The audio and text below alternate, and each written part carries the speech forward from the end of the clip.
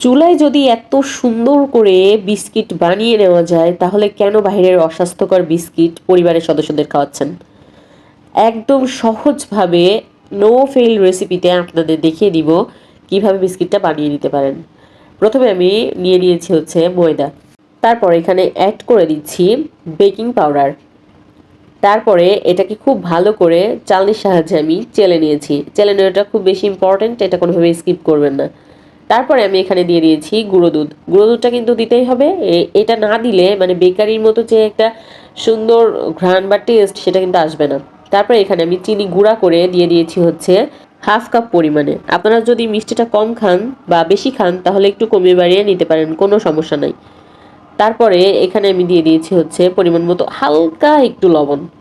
তো তারপরে এখন শুকনো উপকরণগুলোকে খুব ভালো করে একটা চামচের সাহায্যে মিশিয়ে নিচ্ছি। মিশিয়ে নেওয়া হয়ে গেলে এখানে আমি এখন অ্যাড করব সয়াবিন তেল। সয়াবিন তেলটা হচ্ছে 1/2 কাপ পরিমাণে ব্যবহার করতে হবে। এখানে কিন্তু কোনো রকমের পানি বা দুধ আমি ব্যবহার করি নাই, শুধুমাত্র সয়াবিন তেলটা দিয়েই হচ্ছে এটাকে সুন্দরভাবে একটা ডো তৈরি করে নিব। আর দুধ দিয়েও বানানো যায়, সেটা কিভাবে আপনারা কমেন্টে আমাকে জানাবেন, ইনশাল্লাহ আমি আপনাদের রেসিপি দিব। তো তারপরে এখানে 1 চামচ পরিমাণে দিয়েছি আমি ঘি। ঘিটা দিলে ঘ্রাণটা অনেক বেশি ভালো আসবে।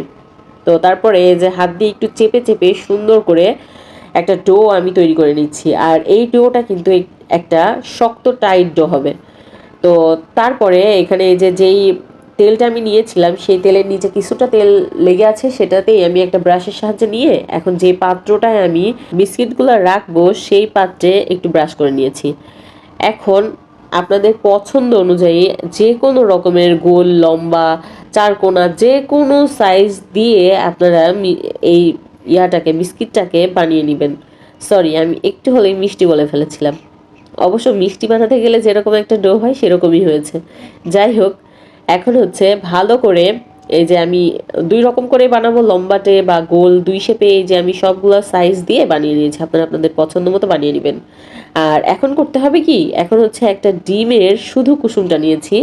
এখন এটাকে একটু ফেটিয়ে নিচ্ছি। আর ফেটিয়ে নেওয়ার পরে সামান্য পরিমাণ ওই যে গুঁড়া চিনি, ওই গুঁড়া চিনিটা মানে একটু দিয়ে সুন্দর করে ওর সাথে মাখিয়ে নিয়েছি। আর এই যে এখন বিস্কিটের উপর দিয়ে দিয়ে দিচ্ছি। এটা করলে কিন্তু সুন্দর একটা কালার আসবে। এটা অপশনাল, আপনারা চাইলে নাও করতে পারেন, কিন্তু এটা করলে কি হবে, দেখতে একদম বেকারির যে বিস্কিটগুলো আছে না ওই রকম একটা কালার আসবে।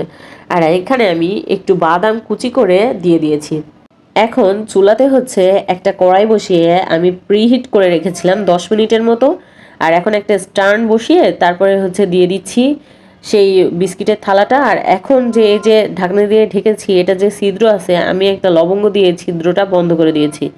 আর একদম লো হিটে আমি এটাকে ব্রেক করে নিয়েছি হচ্ছে প্রায় 45 মিনিট মতো সময় লেগে গিয়েছিল। যাই হোক, তারপরে এখন এটাকে গরম অবস্থায় তুলে সেই চুলার উপরে রেখে যেই কড়াইটাতে আমি মানে এতক্ষণ ধরে বিস্কিটটা বানালাম আর কি, সেটাতে এই যে উল্টা করে আপনারা দেখতেই পাচ্ছেন কিভাবে রেখেছি, এইভাবে রাখবেন।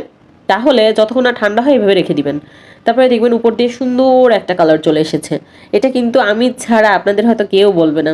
তো যাই হোক, তো এখন এই যে একেবারে ঠান্ডা হয়ে গেলে এই যে তুলে নিচ্ছি। একেবারে যে কোনো একটা নাইফ দিয়ে একটু খোঁচা দিলে দেখবেন উঠে গিয়েছে। আপনারা দেখতে পাচ্ছেন কতটা পারফেক্ট হয়েছে। আর খেতেও মাশাআল্লাহ অনেক বেশি ভালো হয়েছিল। আপনারা অবশ্যই ট্রাই করবেন। আল্লাহ হাফেজ।